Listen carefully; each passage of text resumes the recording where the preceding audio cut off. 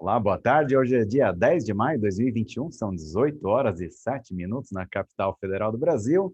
E mais uma segunda-feira em que nós temos a nossa tradicional reunião técnica da Academia de Ciências Farmacêuticas do Brasil, nome histórico, Academia Nacional de Farmácia. E, como diz a tradição, a gente pede para que o nosso presidente, Acácio Alves de Souza Lima Filho, dê início à nossa reunião. Presidente Acácio, com você a palavra. Boa noite, Henry. Boa noite a todos. Boa noite, Leon. Um prazer tê-lo aqui conosco. Boa noite. A academia fica muito feliz em tê-lo aqui com essa palestra. Eu tenho certeza que vai ser muito interessante. E amanhã a nossa academia deve se reunir para discutir sobre o lançamento do Prêmio de Biodiversidade.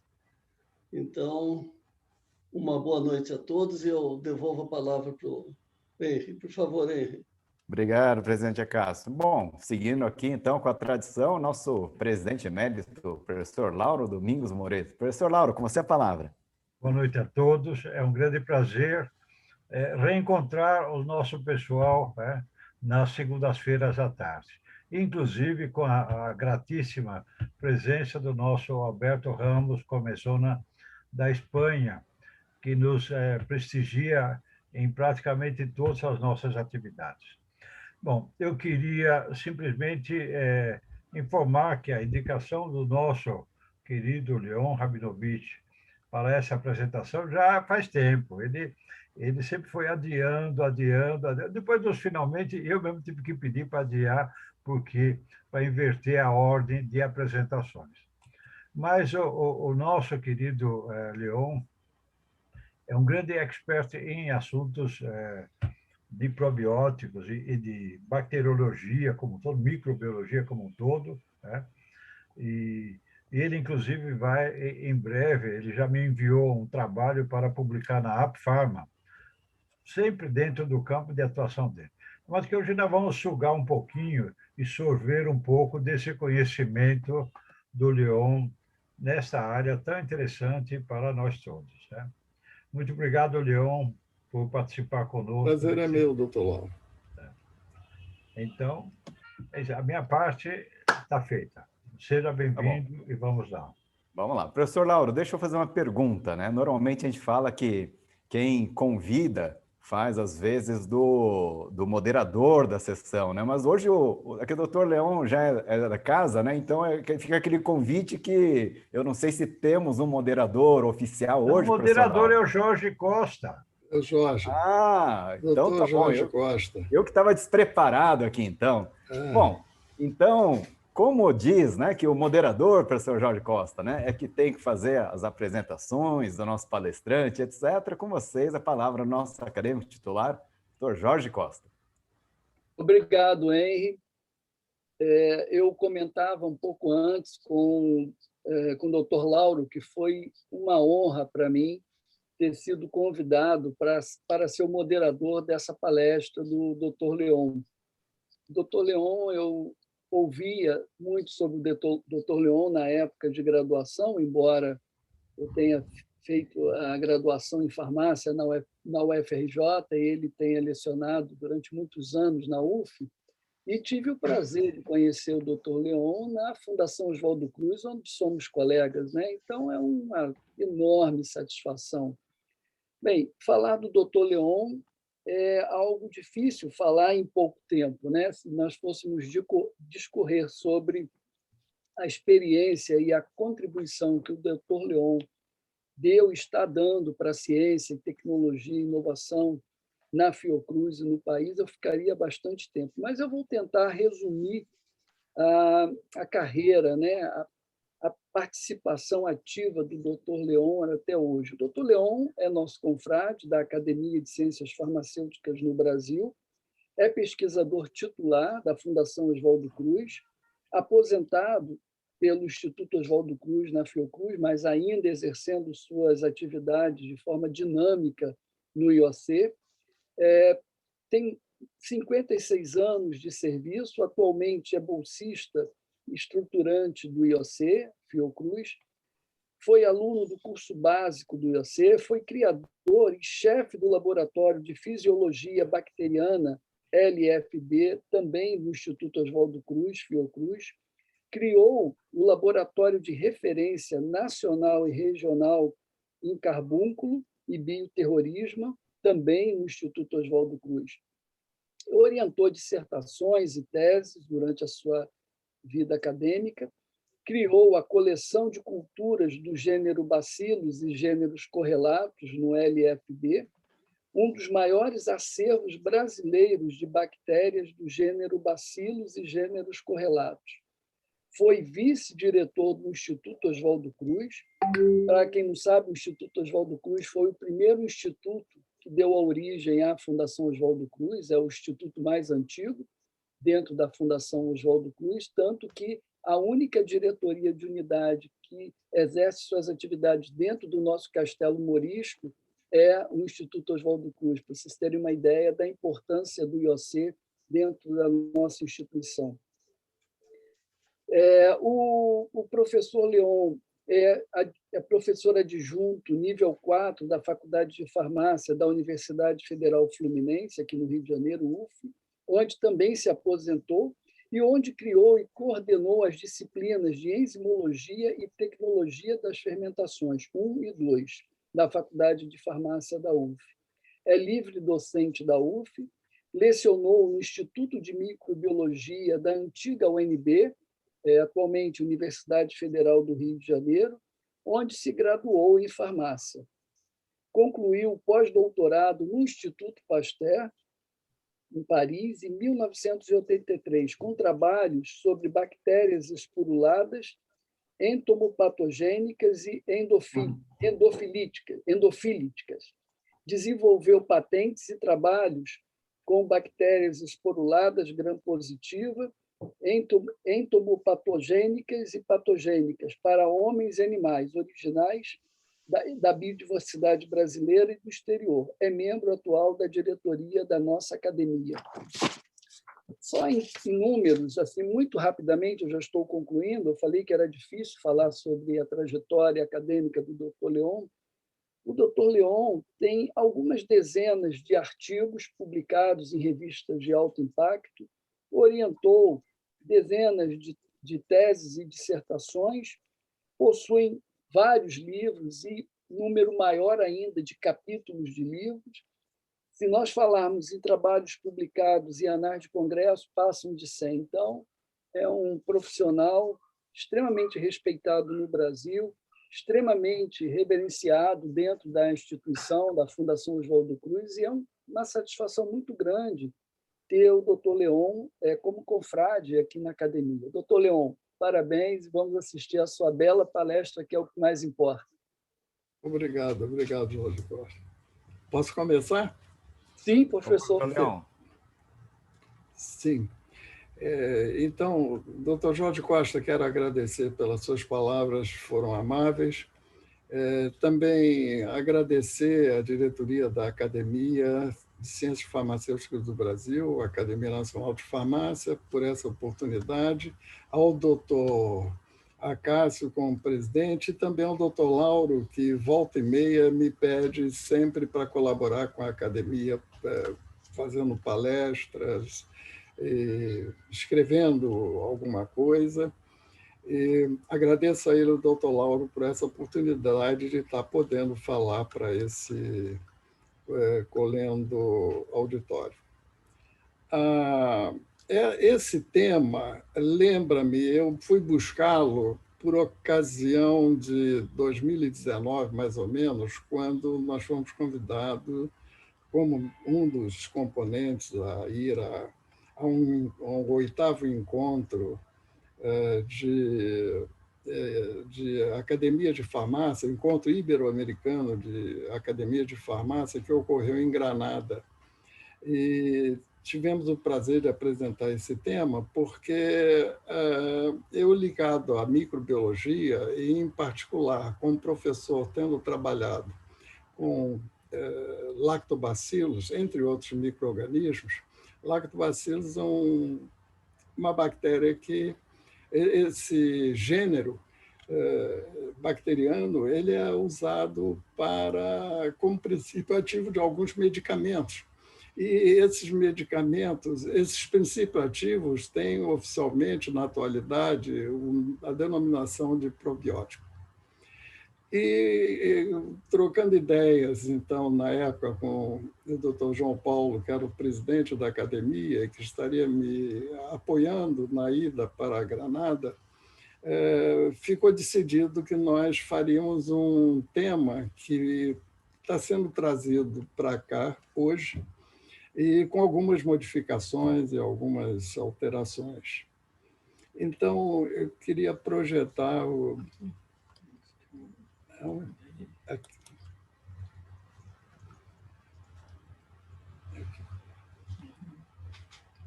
eu estou procurando aqui para projetar o primeiro slide. Não está aparecendo. Doutor Leão, na parte de baixo da tela ali tem o botãozinho verde ali, Share Screen. Sim. E aí depois de Share Screen, você pode escolher qual é a tela que você quer projetar, né? Pode ser até a Screen, que é por padrão, é o que aparece, e aí a gente vai ver a tela do seu computador. Aqui.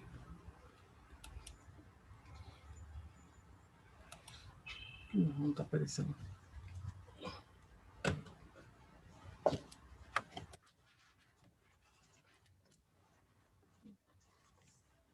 Estamos aqui tentando... Vamos lá.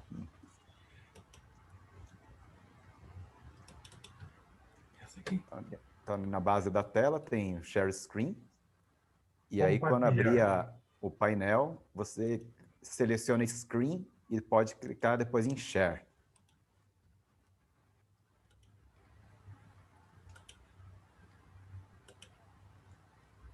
Talvez você já está em português. Ah, já está ali, ó. Deu certo, Leão. Agora é só bem. colocar a tela cheia e vamos lá.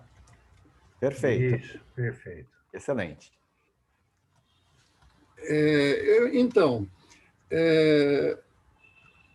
com alguma experiência com micro-organismos do ácido lático, veio essa ideia de apresentar esse tema, e eu vou projetar agora o próximo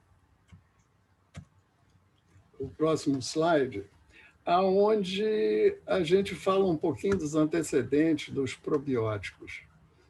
Como essa questão apareceu no meio da bromatologia, que é a ciência que estuda os alimentos, e também na indústria farmacêutica a utilização de micro-organismos para determinados fins medicamentosos. No século XVIII, na Península Balcânica e também na região do Cáucaso, se relacionou a ingestão frequente de leite fermentados, como a coalhada búlgara, kefir, cumes, com a longevidade de seus habitantes. Isso era uma coisa que era patente naquela época, porque a longevidade do ser humano não era maior do que 50, 55 anos, e depois começou-se a perceber que podia se atingir 60 anos como idade média de vida de habitantes, sobretudo nessa região do Cáucaso. Nessa região, nós encontramos pelo menos 3 países que eu vou já me adiantar em falar sobre eles, que é a Geórgia, e também ao lado da Geórgia nós temos a Turquia, e todos eles compondo ali a região dos Balcãs. Enfim, esses países tinham habitantes que possuíam um período largo de vida, e isso ficou chamando a atenção porque eles se alimentavam de leites animais, como cabras, ovelhas, de vacas, e estes últimos mais abundantes, em particular nos países balcânicos, onde a gente vai ver que a Grécia tem um papel importante, a Bulgária tem um papel importante, e pelo tipo de alimentação que eles utilizavam, que eram alimentos baseados na ingestão de laticínios e derivados de leite fermentados. No século XIX, com advento de métodos microbiológicos, de isolamentos que permitiram o isolamento de culturas puras de micro-organismos existentes nesses produtos, como coalhada búlgara e hoje de iogurte, de kefir, cumes. Então, conseguiu-se trazer, se obter micro-organismos em culturas puras. O microscópio via surgindo nessa época e ia evoluindo, uma vez surgido numa região como da Holanda, o conhecimento de ampliação de partículas microscópicas permitiu ao homem verificar a presença de organismos vivos em pequenas quantidades de líquido, e, com isso, passou-se também a se trabalhar com micro-organismos em cultura pura, porque era estudado o emprego de gelatina como solidificador de meios de cultura líquidos, assim como depois o uso de agar-agar na solidificação também de meios de cultura, pôde-se isolar culturas puras de misturas e, assim, do leite, desses produtos que esses povos usavam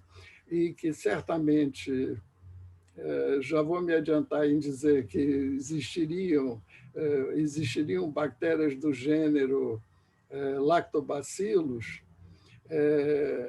e isso permitiu com que o homem pudesse separar esses micro-organismos e a estudar as maneiras de conservá-los, de preservá-los em laboratório.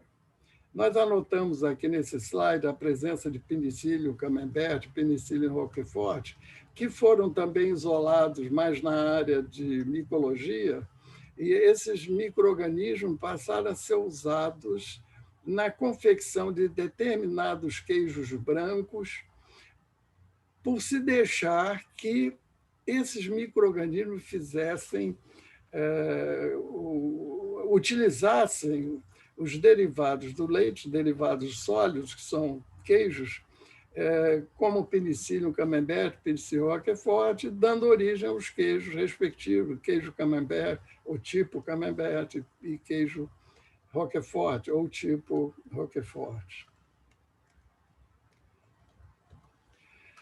Aqui um mapa da região dos Balcãs. A gente está vendo aqui a Bulgária, a Macedônia, a Grécia aqui, e o Cáucaso estaria nessa região aqui, encostando na Turquia, onde nós teríamos o Azerbaijão, nós teríamos a Armênia e a Geórgia. E na cordilheira, que não aparece nesse slide, também os povos daquelas regiões se alimentavam com bastante frequência.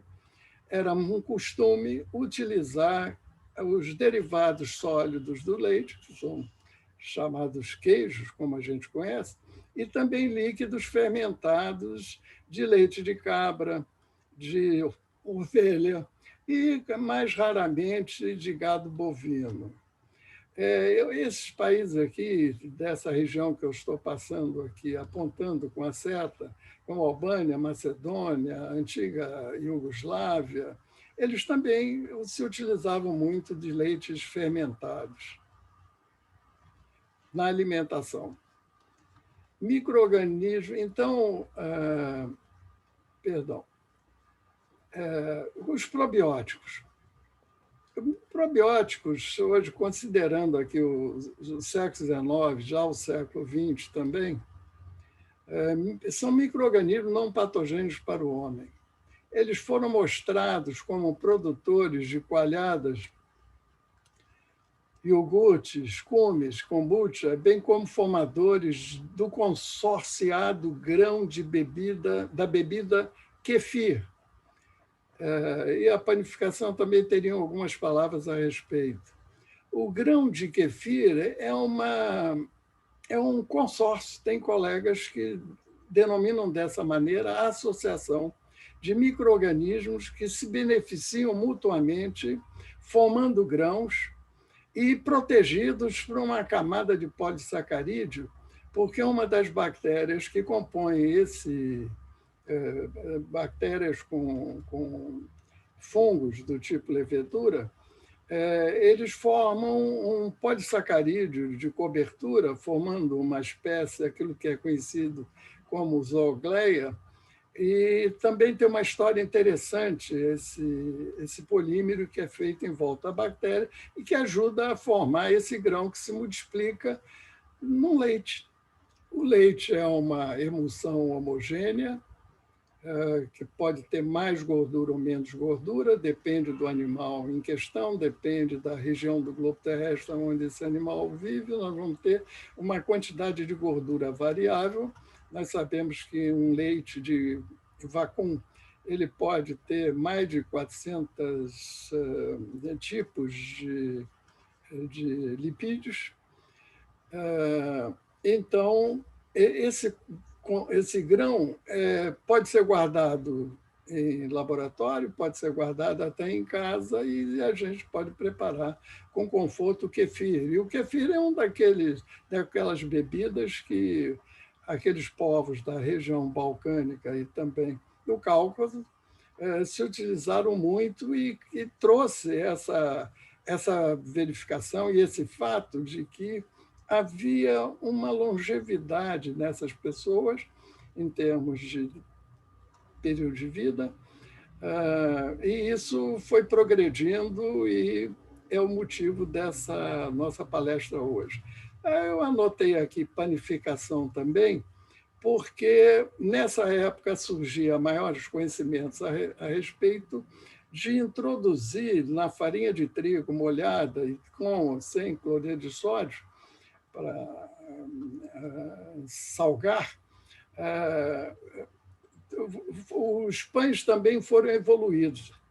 A indústria da panificação, não vou falar assim, mas as padarias elas passaram a trabalhar com levedura, e levedura do tipo Saccharomyces cerevisiae, que faz um tipo de... É uma levedura que pode crescer tanto em aerobiose como em anaerobiose. Depende se a gente oferece ou não oxigênio para esse micro-organismo. Se a gente oferecer oxigênio, ele se multiplica enormemente, uma vez que ele faz utilizar, ativa muito o ciclo de Krebs, e então ganha um ganho de energia muito grande e a gente vai obter mais célula.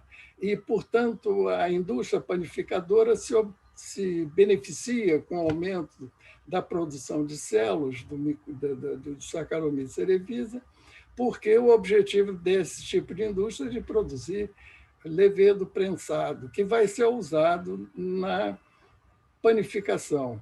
O Saccharomyces cerevisiae, se estiver trabalhando em anaerobiose, ele não cresce tanto, mas, em contraposição, aumenta a produção de etanol.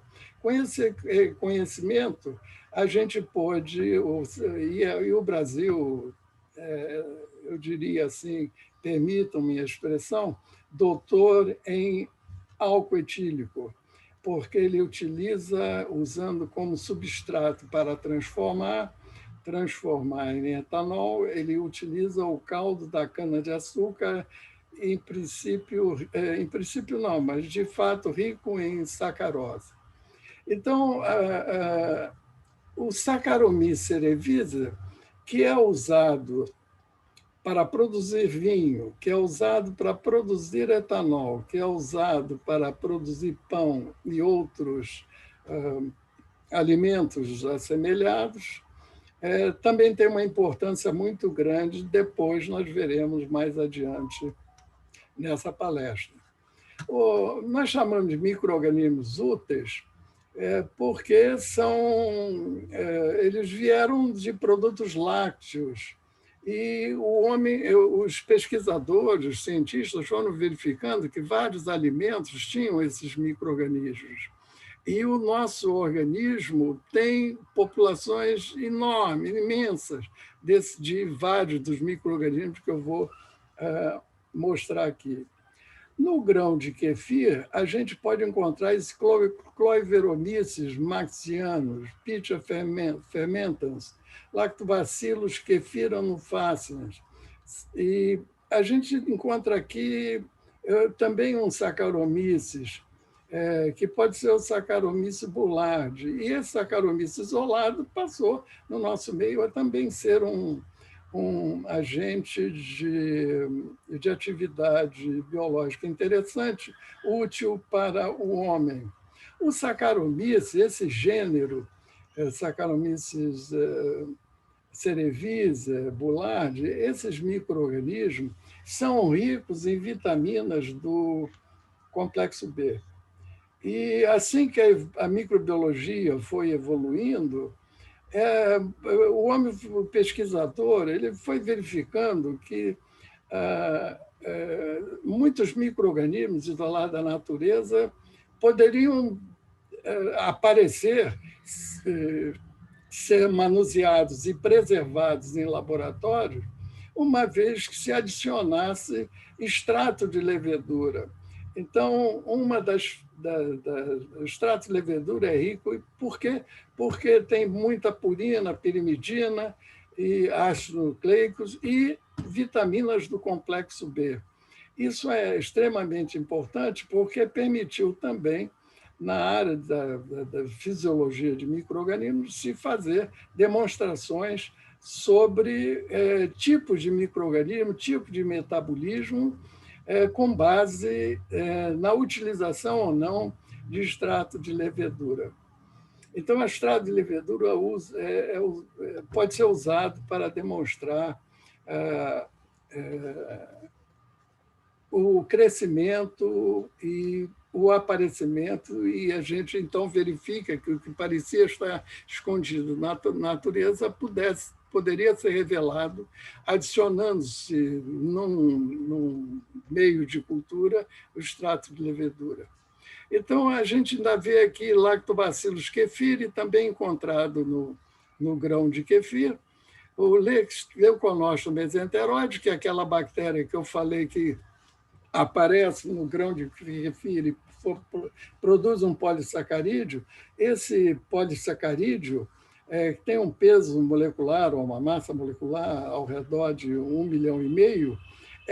Esse material foi, em dado momento, mais ou menos em 1940, por aí, verificou-se que não existiam enzimas capazes de hidrolisar esse polissacarídeo derivado de glicose e que pudesse ser hidrolisado enzimaticamente. Então, aplicou-se sobre ele uma hidrólise ácida e, com essa hidrólise ácida, obteve-se, e sob pressão reduzida, obteve-se moléculas menores desse polissacarídeo e, com ele, se fez e se verificou que esses polissacarídeos eles se inchavam quando em presença de água, e, com isso,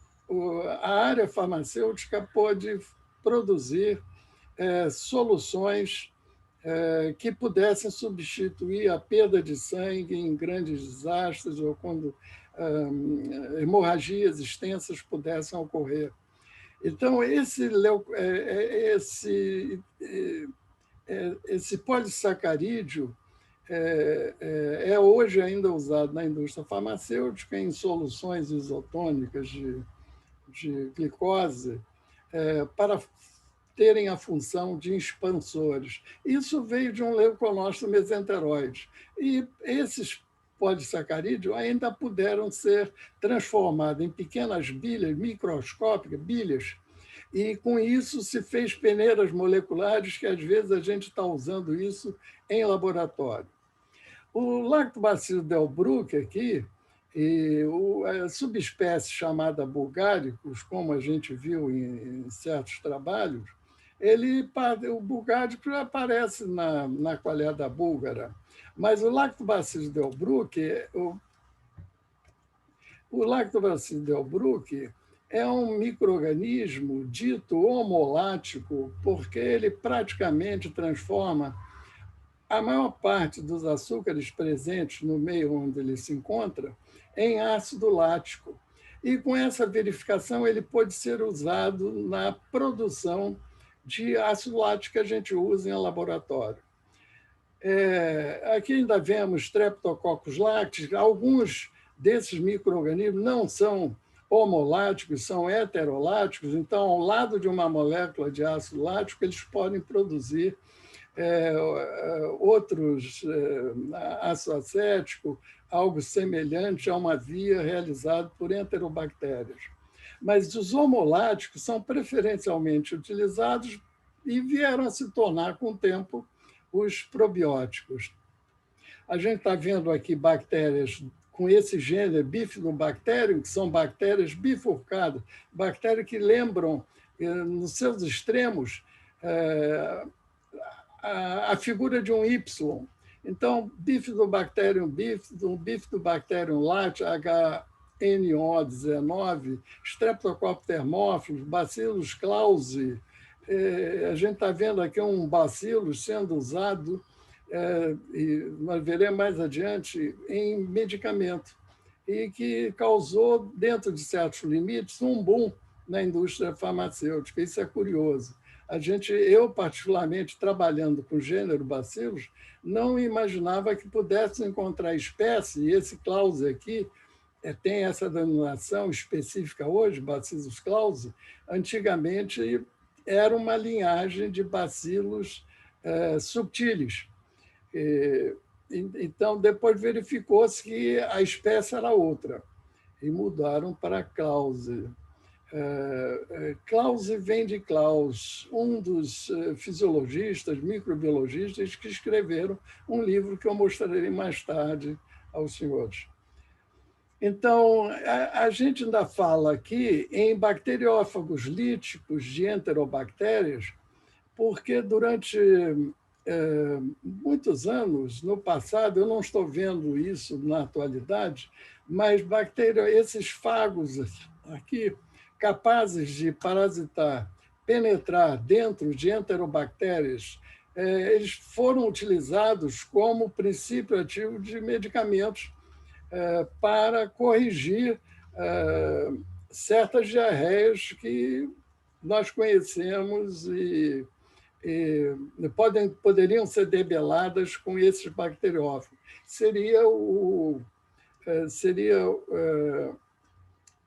Por exemplo, um produto que existiu, de nome Cambuaci, era feito com bacteriófago que destruía salmonela, Shigella e Enterobacter. Agora, uma ideia de probiótico. Probiótico é considerado hoje como micro-organismo vivo que, administrado em quantidade adequadas, confere benefícios à saúde de quem os ingere. E prebiótico é uma denominação dada a componentes alimentares não digeríveis, poderiam conter fibras, que estimulam seletivamente a proliferação ou atividade de população de bactérias desejáveis no intestino, região do colo, beneficiando o indivíduo hospedeiro dessa bactéria. E simbiótico, produto no qual se combinam probióticos e prebióticos. Na área de alimentos, a gente pode encontrar em algumas prateleiras de supermercado misturas que não aparecem, mas seriam considerados como simbióticos. Ainda na parte de legislação, aqui no Brasil, a legislação brasileira editada aqui pela nossa Anvisa, do Ministério da Saúde, instituiu o Regulamento Técnico de Registro, alteração e revalidação de registro dos medicamentos probióticos, através da diretoria colegiada, de modo que surgem as resoluções RDC e a RDC 323, de 10 de novembro de 2003, dá a ideia do que é um medicamento probiótico. A publicação no Diário Oficial de 12 de novembro de 2003 define, entre outros, medicamentos que contêm micro-organismos vivos ou inativados para prevenir ou tratar doenças humanas, por interação com a microbiota ou com o epitélio intestinal, ou com as células imunes associadas, ou por outros mecanismos de ação. Exclui-se, obviamente, os chamados OGM, os micro-organismos geneticamente modificados. Produto probiótico novo, medicamento probiótico que contenha micro-organismos não registrados no Brasil. Produto probiótico, medicamento que contenha micro-organismos já registrados no Brasil. A RDC 323, de março, ainda diz assim: o registro do probiótico está diretamente relacionado às origens dos micro-organismos, princípios ativos, ou princípio ativo. Comprovação com os laudos de análise que, inclusive, confirmem bacteriologicamente as espécies.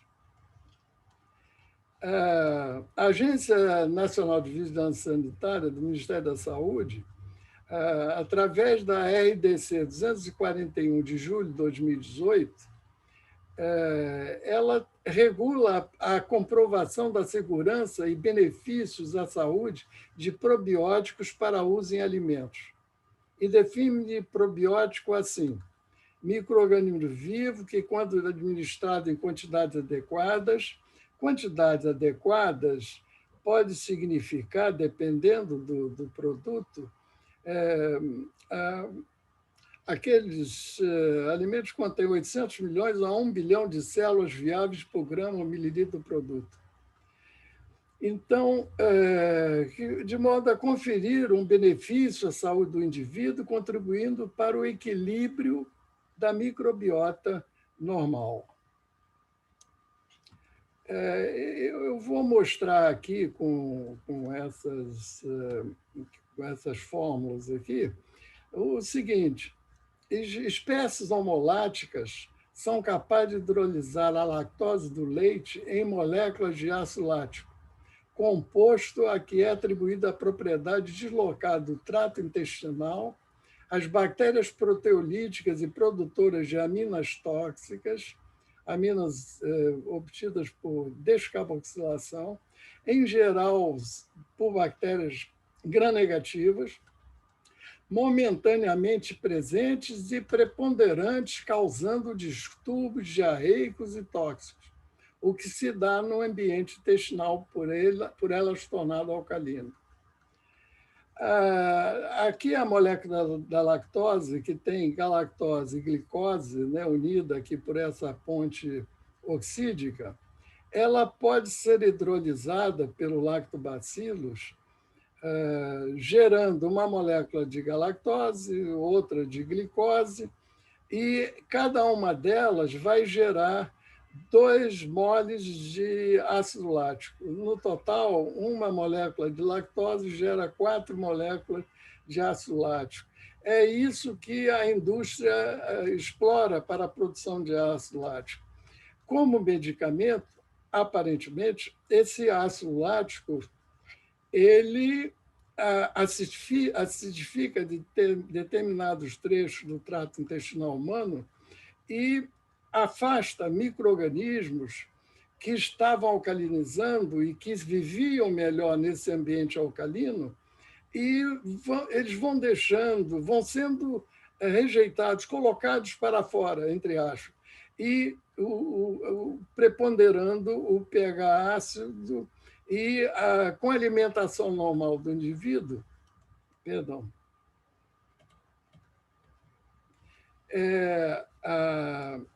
a flora normal volta a entrar em equilíbrio. Então, emprego de probióticos e suas preparações. Com medicamento, será considerado medicamento probiótico quando o produto tiver finalidade de prevenção ou tratamento de doença do trato digestivo, como diarreias bacterianas ou virais. Caso tenha finalidade funcional ou de saúde, será classificado com aumento e possui como alimento e possui uma RDC própria, que é de número 002 de 2002.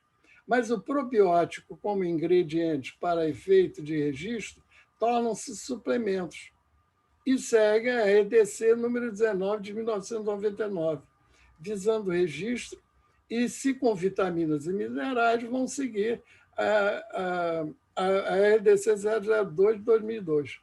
No ano de 2016, oficialmente, foram aceitos 11 medicamentos probióticos pertencentes a 8 indústrias farmacêuticas diferentes aqui entre nós.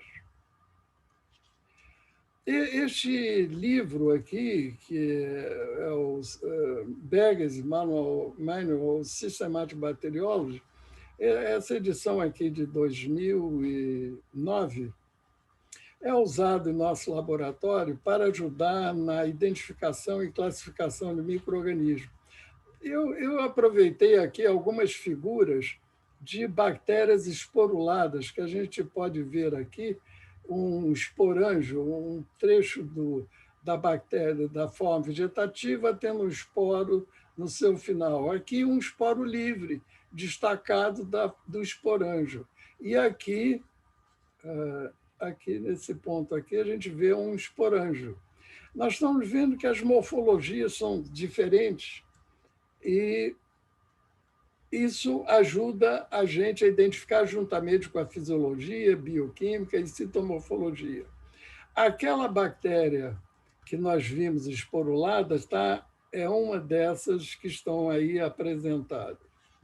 Nós vamos ver agora, vamos passar algumas desses micro-organismos que podem ser benéficos ao homem. O Saccharomyces cerevisiae, que pode fazer o álcool, pode fazer o vinho, pode fazer o fermento de padaria que a gente usa para afofar o pão.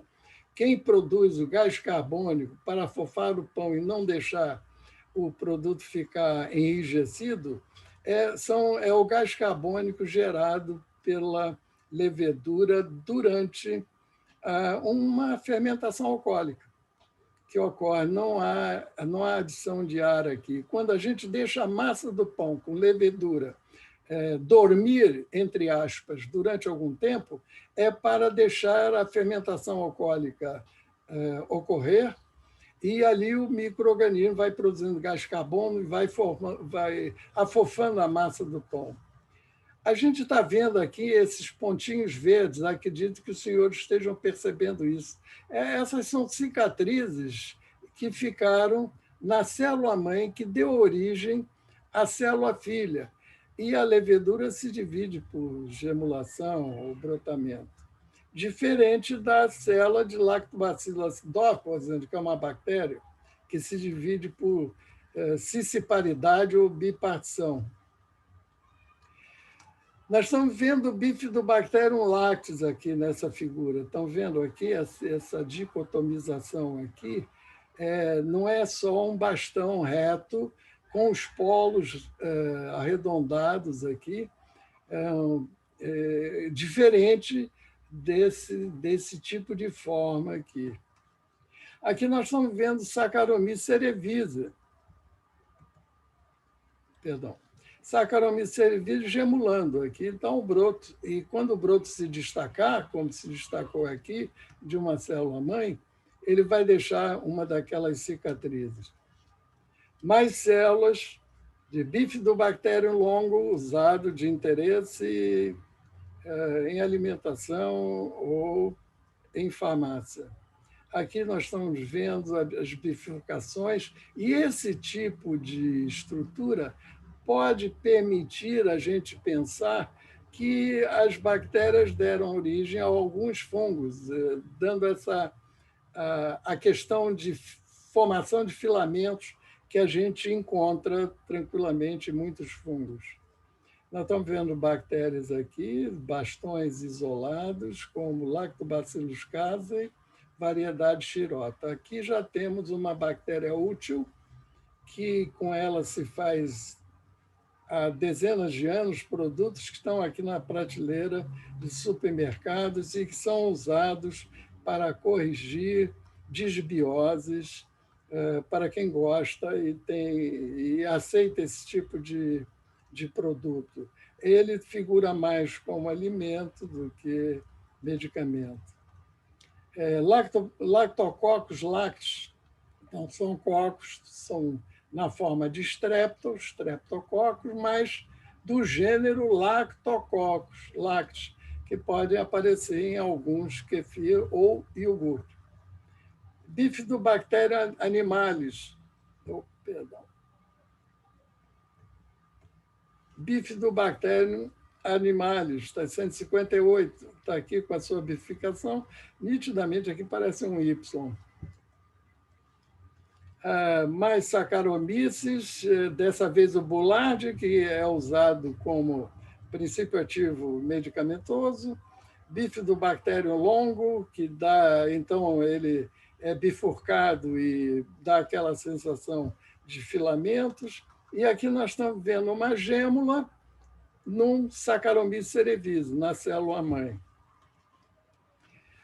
Damos exemplos de alguns tipos de equipamentos que são usados para trabalhar quantitativamente na produção dessas bactérias para serem usados como princípio ativo, talvez secos, talvez não. A gente vai encontrar no mercado farmacêutico esses micro-organismos secos. Nós teríamos fermentadores aqui e aqui também, e dependendo da produtividade que se quer atingir, com relação a quanto produzir, nós vamos ter os tamanhos diferentes desses equipamentos. Não trabalham em aerobiose, normalmente procuram uma microaerofilia para esses lactobacilos, no caso. Hoje em dia, modernamente, passou-se a usar a liofilização como uma maneira de secar micro-organismos e colocá-los dentro de cápsula.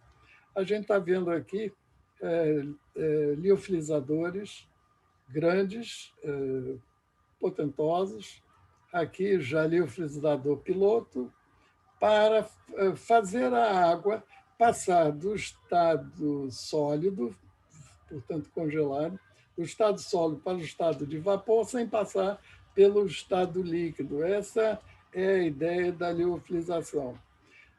E a liofilização aplicada aos micro-organismos, tanto fungos como as leveduras, como bactérias,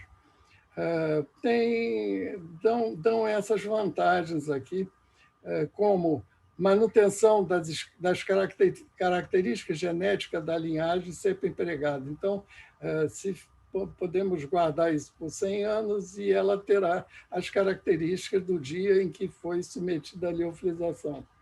Preservação longeva do produto acabado, maior prazo de validade, menor peso nas caixas de embalagens com menor custo de transporte, permite rápida recuperação da viabilidade por reidratação da célula microbiana e ação em pouco tempo após a administração, e permite alguns bilhões de células viáveis por grama ou mililitro do produto acabado. Por que isso tudo? Porque primitivamente se fazia, como medicamento, suspensões de lactobacilos ou bifidobacterium, e depois verificou-se que, por liofilização, poderíamos ter essas vantagens e talvez outras mais. Aqui nós mostramos alguns produtos que estão na praça, estão no comércio, por exemplo, Saccharomyces boulardii, 17, liofilizado, 250 miligramas. Aqui é uma caixa com 10 cápsulas. Estão usando em cápsulas. Isso aqui é um produto estrangeiro. Aqui nós teríamos 120 cápsulas vegetais. E aqui nós teríamos, nesse produto, Saccharomyces boulardii, 17 liofilizado, 100 cápsulas com 100 miligramas. 12 cápsulas. E deixa eu ver mais aqui. Aqui, esse produto com 100 Saccharomyces boulardii, 12 cápsulas gelatinosas, aqui com Saccharomyces boulardii 17 liofilizado, 200 miligramas, e esse medicamento está no grupo dos antidiarreicos. E aqui a gente vê blister contendo as cápsulas e dentro o pó obtido por liofilização. Outra indústria com lactobacillus Saccharomyces boulardii. Aqui nós temos lactobacillus acidófilos, também encapsulado, pó encapsulado. Saccharomyces boulardii, linhagem 17, liofilizado, 200 miligramas, contém 6 cápsulas. Ele fala aqui, restaurador da flora intestinal. Esse é um produto conhecido, também usado para combater a diarreia, e aqui o mesmo produto, mas as quantidades dentro das embalagens variam, e também são todas contidas em blister. Lactobacillus acidófilos, liofilizado, e, portanto, ele aparece em pó, e isso é ingerido para uso oral.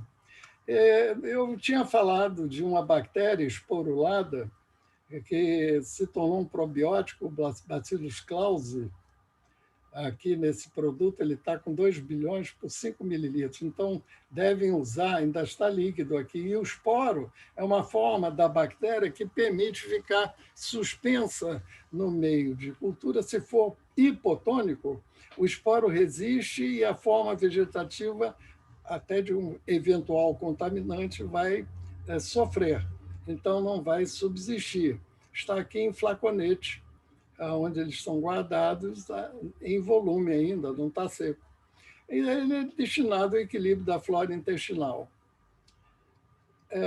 Já na área de alimentos, lactobacillus acidófilos e lactobacillus bífidos aparecem produtos assim que a gente não desconhece muito aí, por já ter visto algo semelhante em supermercados. Probióticos naturais. Tem um desses produtos que declara probióticos naturais, assim, em letras grandes. Esse tipo de suspensão aquosa mais elaborada no sentido de facilitar a ingestão e tem um sabor facilmente assimilável, ele é preparado com lactobacilos vivos. Aquela variedade xirota está aqui. Isso produz ácido lático e ajuda a manter em equilíbrio a flora microbiana intestinal. Nós pegamos aqui 2 produtos que estão em prateleiras de supermercado para dar uma olhada se tudo isso for realmente fornecido e não houver nenhum segredo. Essas formulações são para deixar o fermento lácteo crescer, se multiplicar. Aqui também, fermento lácteo, para ele poder se desenvolver e crescer. Usa leite integral, o leite integral reconstituído, soro de leite concentrado, permeado concentrado de leite, leite desnatado ou leite desnatado reconstituído. Preparado, isso tudo está no rótulo. Preparado de morango, açúcar, polpa de morango, amido modificado, corante natural, carmim, sorbato de potássio, ácido sorbato que deve funcionar como conservante para evitar a multiplicação de outros micro-organismos, porque o produto não é estéril. Ele tem lactobacilos ativo vivo, e o que é necessário e importante para as qualidades finais do produto. Ácido cítrico, aroma idêntico ao natural de morango e amido modificado. Fermento lático, estabilizante de gelatina, para manter tudo em suspensão e poder ficar no frio, logicamente em refrigerador, sem se separar de modo significativo. Um outro produto, leite parcialmente desnatado, leite parcialmente desnatado e reconstituído, xarope de açúcar, soro de leite reconstituído, um monte de adições aqui, que envolve corantes, aromatizantes, acidificantes, amido modificado, fermento lácteo, estabilizante, também gelatina. Há um aviso aqui que variam entre a diferença entre eles, em outros termos, seriam as quantidades que esse produtor usou em relação a esse outro aqui, da direita. Nós fizemos uma comparação de exemplos de produtos contendo lactobacillus, Saccharomyces boulardii, fizemos uma comparação de custo.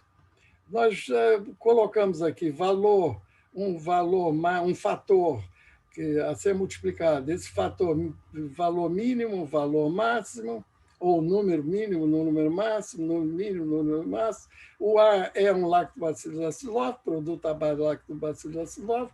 Aqui as quantidades, como eles aparecem em embalagens. E o B aqui é um Saccharomyces boulardii, liofilizado, contendo 200 miligramas comprimido. Ele é um comprimido. Então, uma embalagem com 350 comprimidos de Saccharomyces boulardii, contendo 200 miligramas por comprimido. Então, naquela época, voltando atrás, para ordenar meu raciocínio aqui, peço desculpas, mas comparando esses produtos com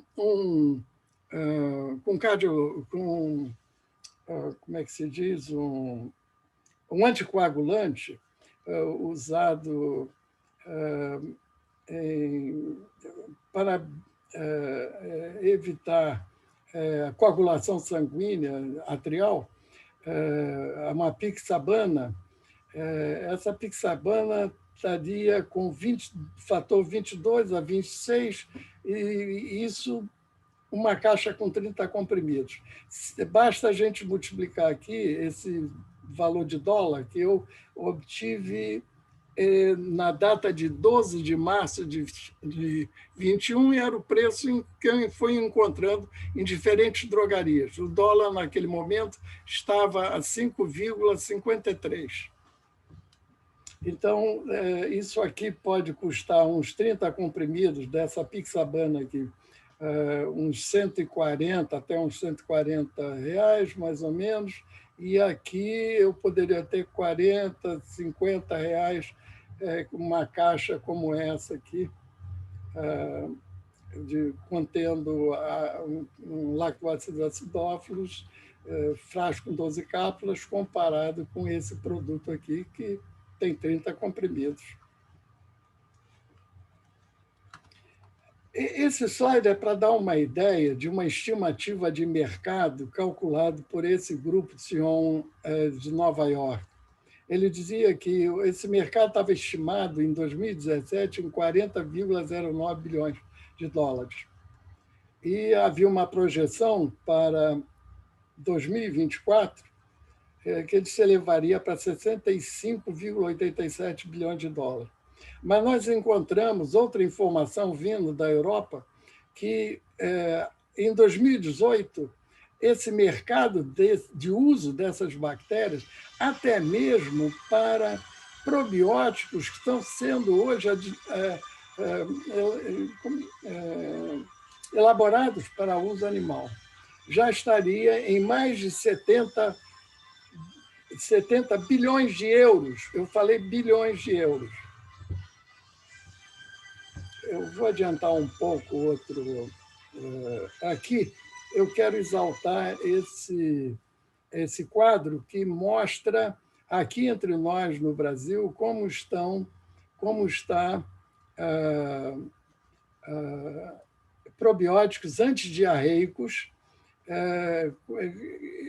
em que se faz um destaque para Bacillus clause, que está aqui, ele teve um incremento até os dias atuais de 52,4%. Se comparar com Lactobacillus reuteri, Lactobacillus acidophilus, Saccharomyces cerevisiae, ou a mistura de alguns deles, e Saccharomyces boulardii, que é também muito vendido entre nós.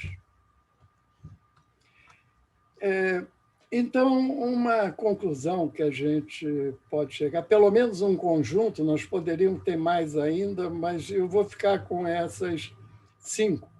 Micro-organismos probióticos são usados hoje na atenção à saúde, especialmente para estabilizar a microbiota gastrointestinal em disbiose. Micro-organismos, aqui seria desarranjo, né? Desequilíbrio da flora intestinal normal. Micro-organismos em medicamentos necessitam ser bem estudados quanto à ação amigável ao homem, especialmente para o trato gastrointestinal, comprovadamente não produzindo toxinas e substâncias deletérias não suportáveis pelo trato gastrointestinal. Micro-organismos probióticos devem permanecer viáveis por longos tempos nas preparações destinadas ao papel de auxiliares de tratamento de disbiose ou mesmo de sua prevenção. Micro-organismos probióticos em preparações auxiliares de tratamento com destinação ao uso humano ou mesmo animal são hoje regulamentados e controlados. É crescente o uso medicinal de probiótico em medicina humana e veterinária. Aqui eu mostro algumas consultas que eu fiz e estou terminando, então, essa palestra e eu passo novamente a palavra ao nosso moderador, Dr. Jorge Costa. Obrigado.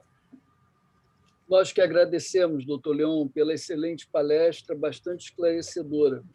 Eu confesso que aprendi muito com a sua aula. Bem, eu tenho algumas observações, doutor Leon, mas eu prefiro, inicialmente, oferecer a palavra à plateia. Se houver algum dos nossos confrades, confreiras ou pessoas que estejam assistindo a sua palestra, que queiram se manifestar. Doutor Jorge Costa, vou aproveitar aqui, né?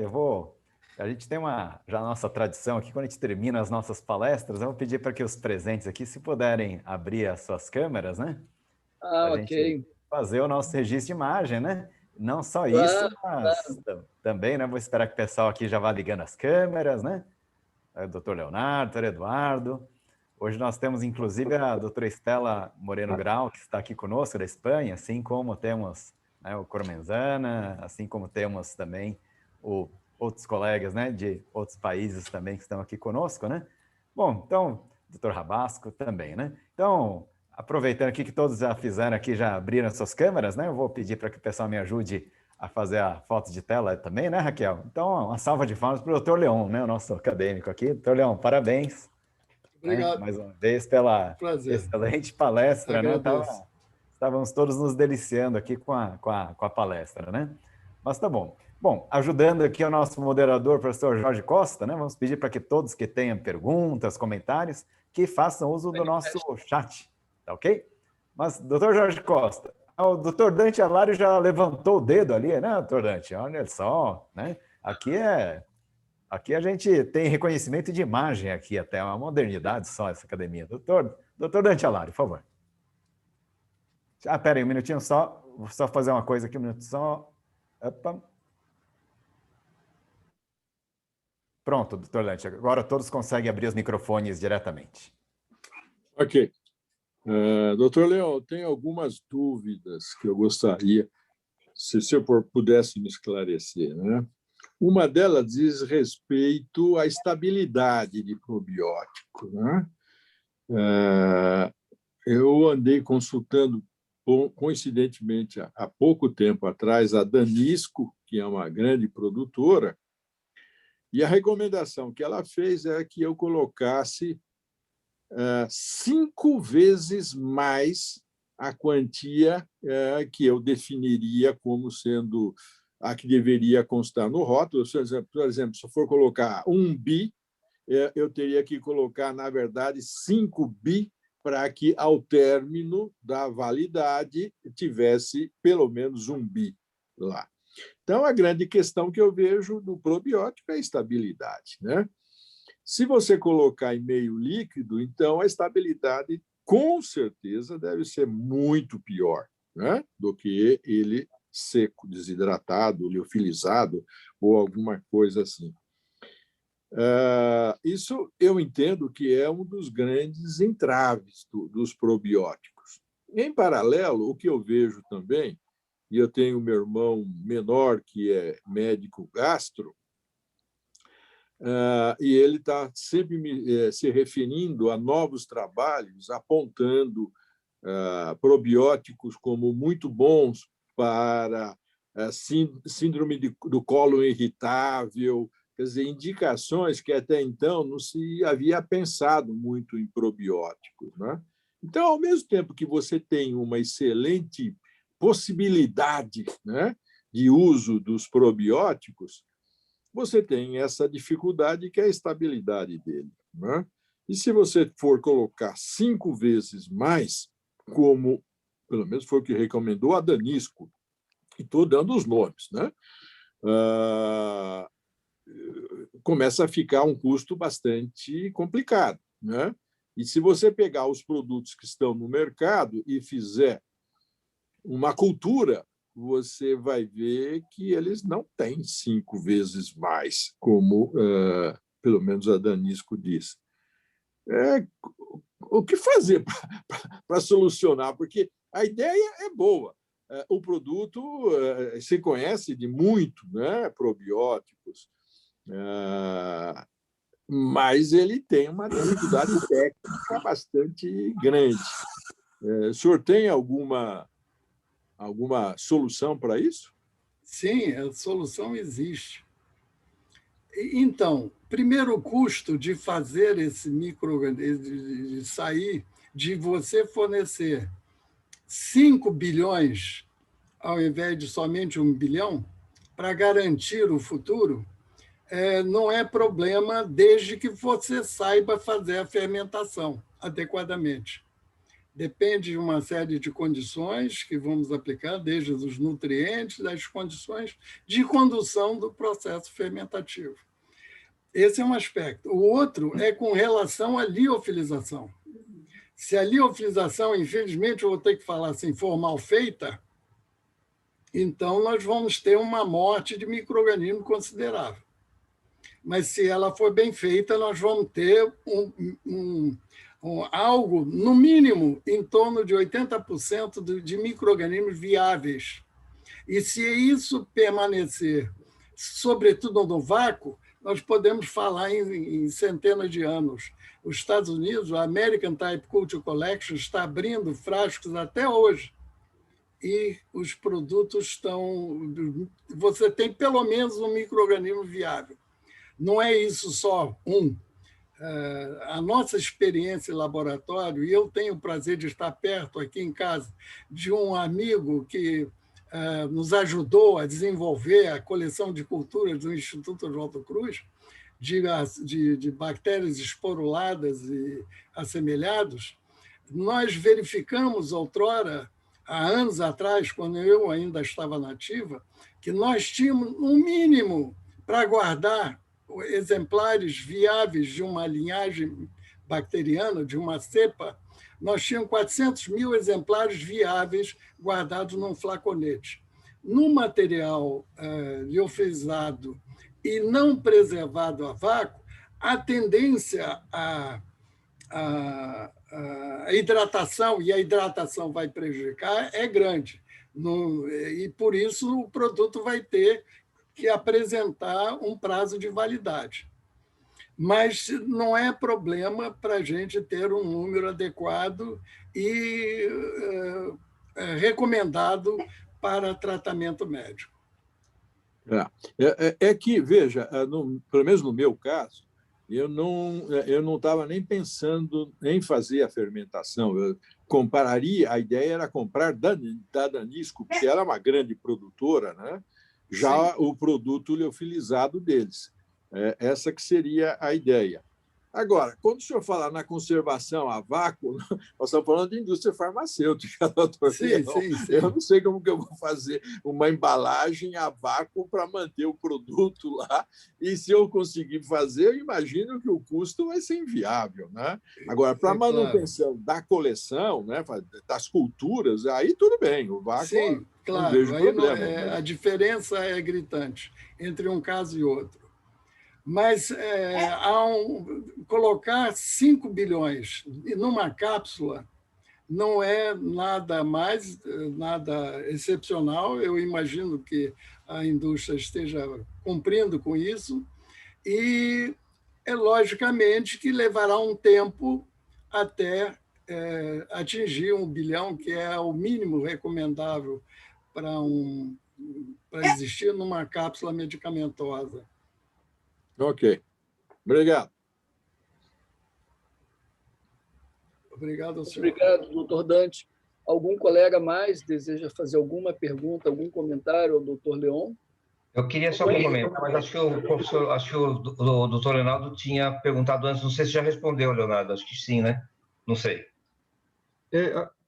O Leonardo agora vejo que está com a mão levantada. Boa noite, Leonardo. Por favor. Boa noite, Jorge Costa. Boa noite, doutor Leon. Parabéns pela apresentação. Boa noite, Leonardo. Obrigado. Fiquei muito feliz. Complementando a pergunta do Dante, né? A minha pergunta, você de alguma forma já respondeu. Então, na liofilização, a gente poderia ter pelo menos 80% das células ainda viáveis, né? Agora, complementando a pergunta do Dr. Dante, se a gente substituísse o vácuo por nitrogênio, isso ajudaria a manutenção desses esporos? Sim, daria resultado também, só que me parece mais caro.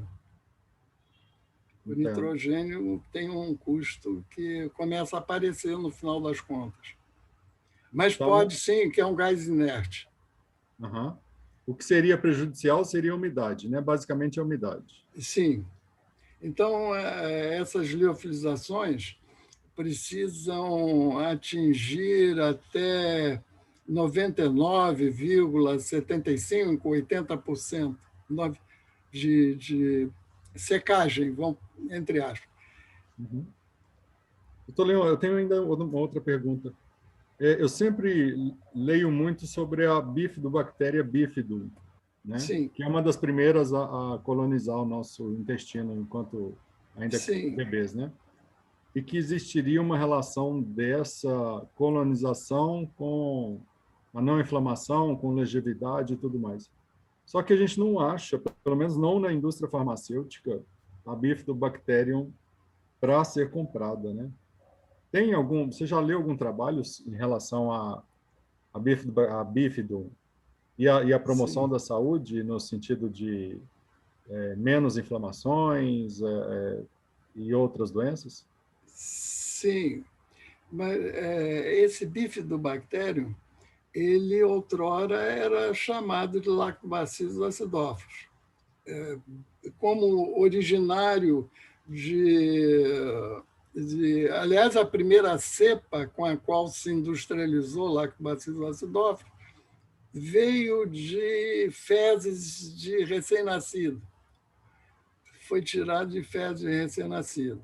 E, provavelmente, o lado da microbiologia, os pesquisadores que conhecem o micro-organismo foram verificar se era mesmo um lactobacillus, que é uma célula, eu vou falar assim, reta, em forma de bastão. Não tem a bifurcação. Não tem a bifurcação num dos polos da célula. Então, eles verificaram que não era Lactobacillus acidophilus. Agora, eu recomendaria você procurar uma coleção de micro-organismos, teria que adquirir, comprar. De outra maneira, comprar o medicamento e tirar, mas aí tem que pedir licença para uso, vai ficar complicado. Perguntar a DSMZ, essa coleção, e a outra que está nos Estados Unidos, é a American Type Culture Collection. Você confere no catálogo, vê ali a cepa que interessa para você. É possível que tenha trabalhos citados ali, você vai ver se é o tipo de fisiologia que você quer e você vai pedir aquela linhagem. Mas é possível conseguir, sim. Agora, em alguns casos, na Fundação Oswaldo Cruz, você tem o Instituto Nacional de Controle de Qualidade de Medicamentos e Alimentos, o LCC-DMA, e eles têm uma coleção importante lá. Pode ser que, por coincidência, tenha aí um bífidos, que parece que é essa espécie que você está interessado. É isso? Exato. Obrigado, doutor Leão. Vou dar uma olhada nisso, sim. Obrigado. Mas eu posso, caso haja necessidade, a gente pode trocar informações para você ficar satisfeito, ficar atendido. Obrigado, doutor Leonardo. Doutor Leon, nós temos uma pergunta aqui da doutora Jaqueline Campos. Eu não sei se a doutora Jaqueline prefere fazer a pergunta ou quer que eu a leia. Não sei, doutora Jaqueline, se a senhora estiver na sala, eu não consigo ver todos. Pode abrir o microfone e fazer pessoalmente. Bom, eu vou fazer, então, a pergunta da doutora Jaqueline. Gostaria de saber como podemos explicar a um paciente sobre os micro-organismos, entre aspas, inofensivos, no produto que o mesmo utiliza. Entendeu, doutor Leão, a pergunta? Sim, deixa-me ver como responder, né? Se lembrarmos que no nosso bolo fecal temos trilhões e trilhões de micro-organismos, bactérias, sobretudo, com preponderância de enterobactérias, né? Bactérias gram-negativas, estão vivas lá e não conseguem, que bom, atravessar a barreira intestinal e fazem todo o trato, começando pela via oral e até serem eliminadas.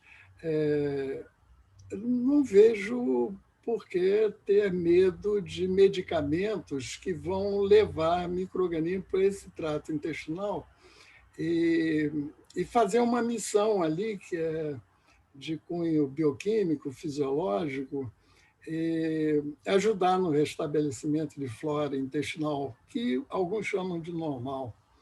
Às vezes é difícil a gente saber o que é flora microbiana intestinal normal, mas ela existe. É preciso estudar mais para a gente poder caracterizar todos os micro-organismos que estão lá. Mas não deveríamos ter medo. Agora, a gente passa a ter medo quando há lesão intestinal, quando natural ou provocada, e aí o perigo nem se precisa falar muito, ele existe. Obrigado, doutor Leão. O doutor Hilton gostaria de fazer uma pergunta. Doutor Hilton, por favor. Eu também depois, viu? Doutor Lauro, na sequência. Obrigado, professor Jorge. Parabéns, professor Leão, em primeiro lugar. Muito boa palestra, ilustrativa. Eu queria retornar no assunto que o Dante tocou, o senhor respondeu, o Leonardo tocou também. Da viabilidade das células. Isso. Pelo que eu compreendo, o que se pede na legislação é a viabilidade no intestino, é quando chega no intestino, e Sim. não na viabilidade do produto acabado. Então, talvez a resposta que a Danisco deu para o Dante é que ele tenha que colocar 5 vezes mais para poder ter 1 bilhão de bactérias que são exigidas por legislação viáveis no trato gastrointestinal. Acho que é isso que a legislação fala, tenho quase certeza disso. Eu trabalhei com essa legislação e com alguns probióticos já atrás. Eu tenho a viabilidade, sob o ponto de vista regulatório, daquela que chega ao intestino vivo. Vai passar pelo estômago, então ele tem que passar por tudo isso para chegar a 1 bilhão lá no intestino, para poder ter ação clínica, né? Vamos dizer assim. Eu só queria confirmar se é isso mesmo ou eu estou equivocado.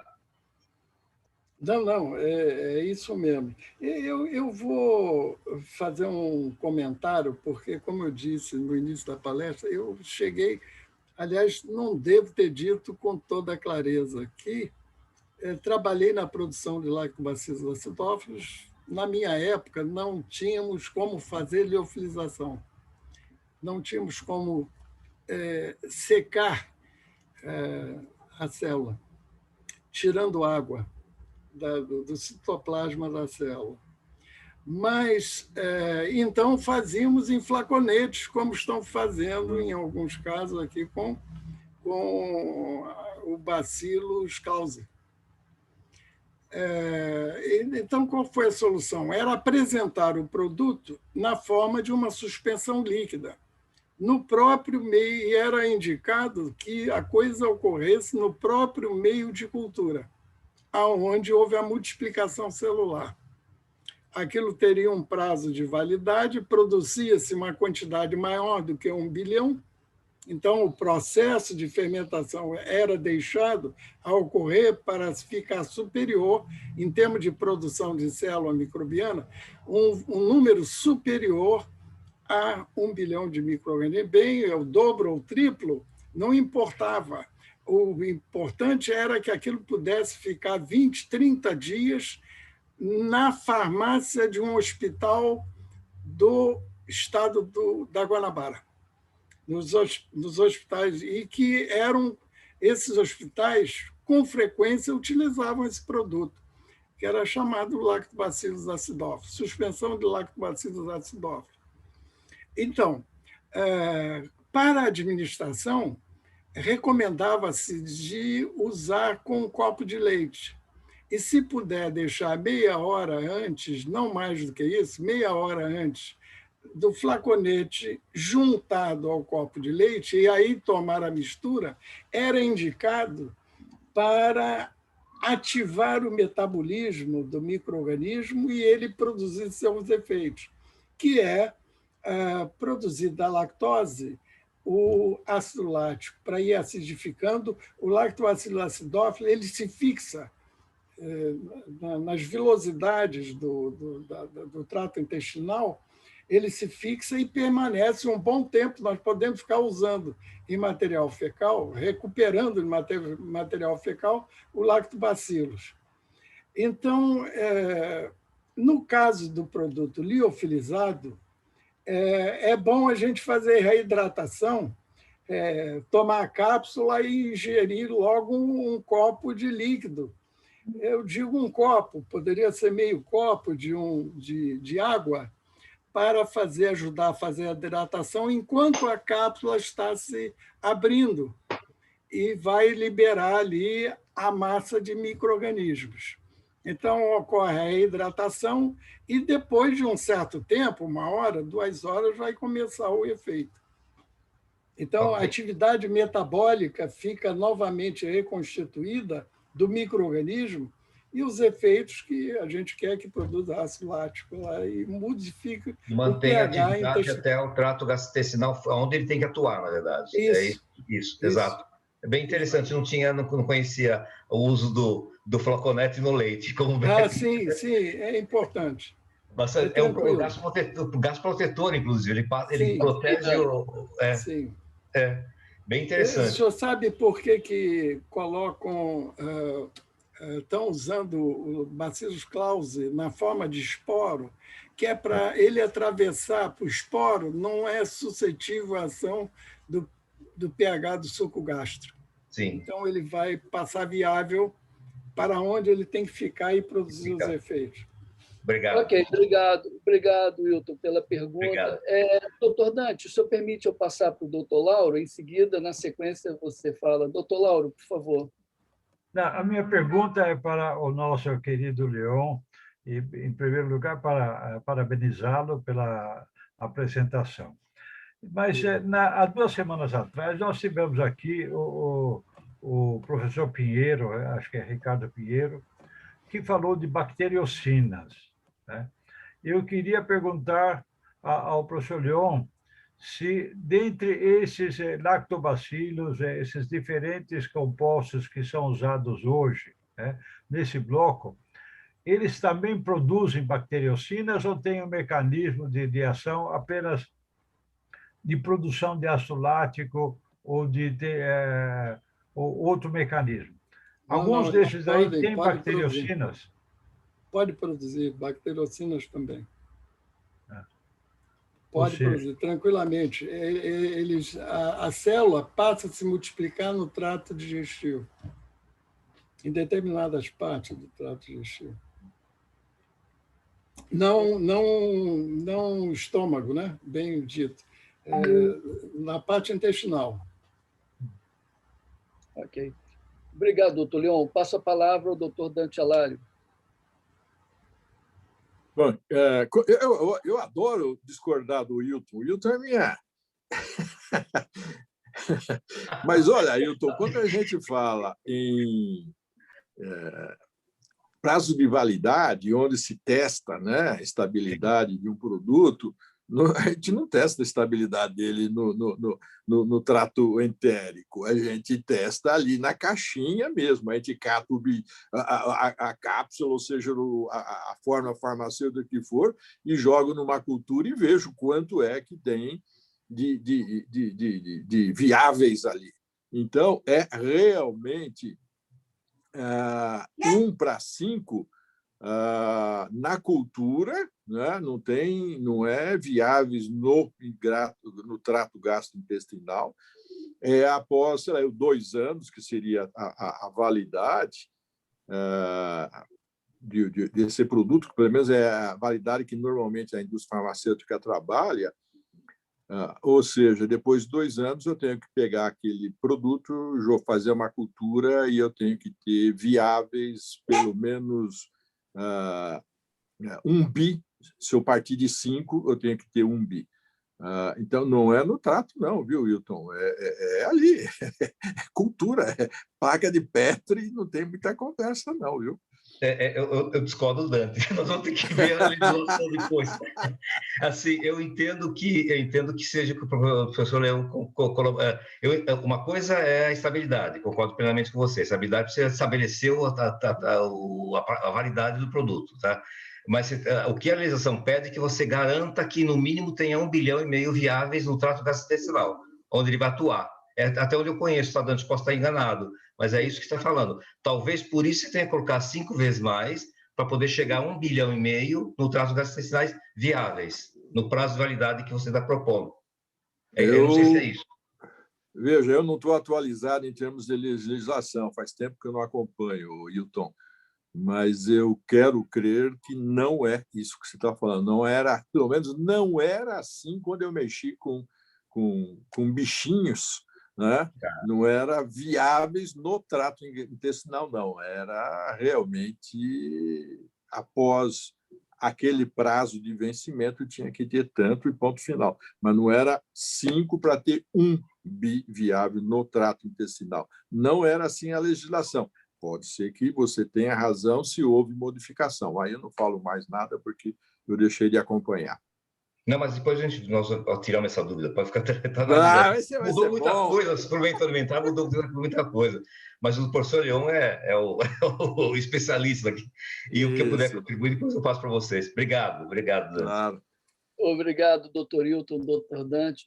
Professor Leon, o senhor quer atribuir valor a essa bela discussão entre o professor Dante Alário e o professor Hilton?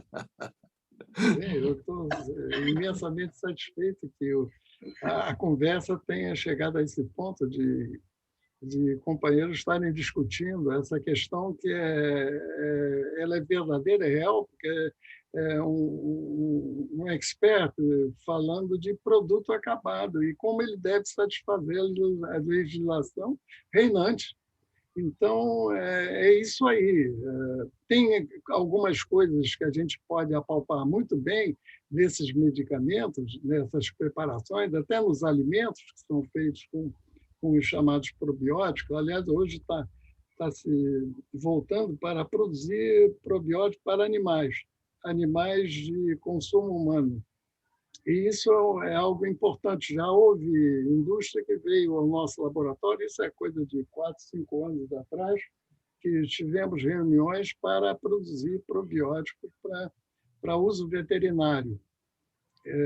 Então, nós faríamos todo o know-how para esse fim, Então, é isso. O que o doutor Dante está discutindo com o doutor Hilton é exatamente detalhes de controle de qualidade de produto final, né? Produto acabado. Mas o fato é o seguinte, que a gente pode, na falta de outros, se tratar de micro-organismo vivo, e qualquer coisinha de desvio você pode fazer com que o micro-organismo perca a viabilidade, sofra mutação, não é isso? Faça sua variante, porque nós estamos com isso na moda agora, né? A mutação hoje está sendo chamada de variante. Estou considerando que essa mutação, essa variante seja uma mutação, porque a ideia que se tem é isso, mas pode ser que tenham pessoas que não estejam pensando como mutação, mas uma variante apenas. Enfim, esses micro-organismos precisam ser bem tratados para eles poderem exercer a sua função. E essas cepas precisam ser bem guardadas, etc. E tal. E o controle de qualidade que vai dizer a gente o que se existe para saber como está o produto, para saber se está com 1 bilhão mínimo estipulado. Isso é quase uma tradição, falar em 1 bilhão de células, e você faz talvez 3, 4, 5 bilhões e liofiliza isso para ter a certeza que você está fazendo administrar micro-organismos vivos que vão, com a sua fisiologia e bioquímica, ajudar na melhora de um distúrbio que é chamado de disbiose, né, no caso, para melhorar um doente. Um caso que não é doença grave, mas incomoda bastante. Sim. Pois não, doutor Dante? Eu li vários trabalhos franceses falando em probióticos inativados e não vivos, e mostrando muito bons resultados, inclusive. Eu não sei até que ponto é confiável, eu imagino que seja, porque ninguém publicaria isso em revista internacional se não fosse bem feito o trabalho. E nós estamos falando aqui muito em micro-organismo vivo, E você tem essa linha francesa que fala em micro-organismos inativados. E aí, doutor Leão? Bom, inativado, para mim, significaria micro-organismo morto. Isso. Célula inviável, Isso. incapaz de se multiplicar. Então, você está esperando do micro-organismo outra coisa. Por exemplo, vitaminas, purinas, isso, para mim, não tem significado por enquanto. Não sei, alguma citocina, alguma coisa assim que pudesse, como o doutor Lauro mencionou há pouquinho, eu acho que não tem muito sentido. Eu precisaria conhecer melhor essa questão, porque o micro-organismo inativado, e eu considerando que é um micro-organismo morto, e poderia ser um micro-organismo esterilizado que passou por uma autoclave, ele está inativado. Eu pergunto se ele teria algum efeito útil nessas condições. Um extrato de levedura usado em microbiologia está aproveitando de células inativadas de Saccharomyces cerevisiae o conteúdo de vitaminas do complexo B para enriquecer o meio de cultura e fornecer determinados fatores que aquele micro-organismo que está em questão, que tem uma determinada fisiologia, necessita de alguma estrutura pronta para poder se desenvolver. Senão, não se desenvolveria. E o extrato de levedura está inativado. A levedura foi lisada e o conteúdo do citoplasma foi aproveitado. Rico em vitaminas do complexo B. E purinas, mais purinas, pirimidinas e algum tipo de aminoácido. Ok, doutor Leão, obrigado. Bem, eu tenho aqui 2 inscrições e nós já estamos com o horário um pouco avançado. Então, eu tenho aqui o doutor Henry, que pediu a palavra, e o doutor Michel. E, se vocês concordam, nós encerramos as inscrições com a pergunta do doutor Michel. Nesse caso, Henry, a palavra é sua. Obrigado, doutor Jorge. Doutor Leon, parabéns mais uma vez, né? Estou lembrando daquela tarde que a gente fez uma gravação. Não perca, viu? Tem uma gravação do doutor Leon contando aí do início da carreira, desde que ele era leãozinho, pequeno ainda, ali, né? Jovem no Rio de Janeiro. Mas isso daí é outra história, viu? Doutor Leon, eu tenho certeza que, ouvindo a sua palestra, o doutor Lauro Moreto, o professor Lauro vai lembrar também numa conversa que nós tivemos com o professor José Gilberto Moura, lá em Pelotas, lembra, Laura? Quando a gente falava sobre a microbiota, né? E até tem um livro que chama assim 10% humanos, né? Que fala que o número de células que nós temos, né, no nosso organismo tem 10 vezes mais célula de bactéria, coisa do gênero, né? Até do que células, vamos chamar assim, né? Nossas mesmo, que são células humanas, né? E eu lembro, bastante pessoal falava muito de recolonização, né? Recolonização com coliformes. Até estava ouvindo você falar de kefir, essas coisas, lactobacila, eu falei, era uma coisa, dá até fome para a gente, né? Agora, lembrando, né, da recolonização com coliformes, Leon, né, que não é tão agradável assim, né? Vamos dizer assim, pelo menos à primeira vista, não parece ser tão atrativo. Eu não sei se você teria alguma coisa, algum comentário para fazer para a gente, doutor Leon, sobre a evolução de pesquisas nessa área de microbiota mesmo. Agora vamos falar dos coliformes, propriamente dito. Sim, deixa eu ver se eu peguei aí.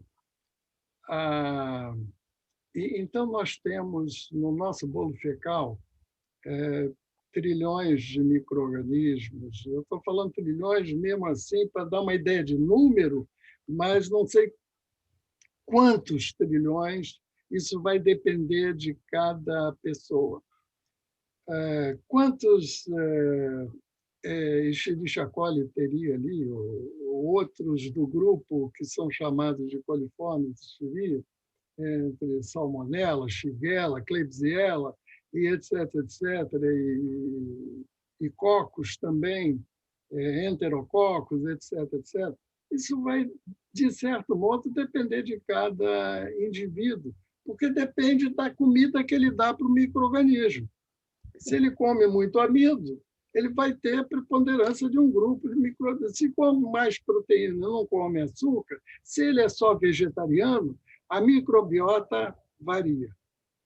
Mas eu aproveitaria da sua indagação, Henri, para dizer que o uso desses bifidobactérios, lactobacilos, etc., eles não vão residir definitivamente como essas enterobactérias residem. Eu vou lembrar você algo que eu conhecia, eu não sabia. Escherichia coli, quando a gente começou a estudar microbiologia, nos ensinaram isso. Escherichia coli, ele pode ajudar a fazer vitamina B12, que nós carecemos e não produzimos. E, portanto, quando a gente toma a vitamina B12, uma cianocobalamina, eu me lembro que tinha um laboratório no Rio de Janeiro que botava o radical ciano na cobalamina. Então, tinha um átomo de ferro, recebia um CN que dava o acabamento, a vitamina cobalamina ficar bem vermelha, não é?